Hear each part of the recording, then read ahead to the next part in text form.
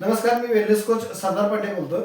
तर कोल्हापूरमध्ये केकल्यामध्ये आपण बाबासाहेब कांबळे यांच्या मुलगीचा एक अमेझिंग असा रिझल्ट काढलेला आहे डायलिसिसवरचा. तर त्यांच्या वडिलांच्या मुखातूनच ऐकूया की मुलींचा आता कसा रिझल्ट आहे.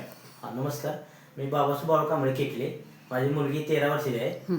माझी मुलगीला 3 KM हॉस्पिटल लावलं. तिथल्या डॉक्टरांनी सांगितलं किडनॅप केलं आहे. CPR पण लावलं, त्यांनी पण किडनॅप केलं म्हणून सांगितलं. आणि डायमंडला पण लावलं, किडनॅप केलं म्हणून सांगितलं.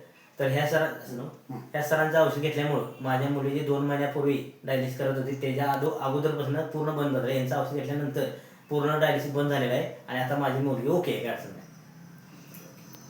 काय काय दिलं होतं विचार काय दिलं होतं मुलगीला आपण? हे अमृत ज्यूस दिलं. आणि हे औषध डायलिसिस कितीदा सुरू होतं? डायलिसिस किती वेळा? आठवड्यात 2 वेळा डायलिसिस करून मंगळवार शुक्रवार शिप्याला एक करून वर्ष असं चालू आहे. आणि 1 वर्षाचा चालू आहे. तिथल्या डॉक्टरांनी सांगितलं ही करून पण काय उपयोग होणार नाही त्याचा आणि मुलगी काय ठणठे होणार नाही, कायमस्वरूपी डायलिसिस करायला लागेल. आणि जर किडन्या बदलल्या तर मुलीला कायमस्वरूपी 5 वर्षाचं औषध ठेवायला लागेल महिन्याला. त्यामुळे आम्ही ते सगळं पूर्ण बंद केलं. आमची मुलगी आता सध्या खाऊन पिऊन ओके आहे सगळं. ठीक आहे. थँक्यू. थँक्यू. थँक्यू.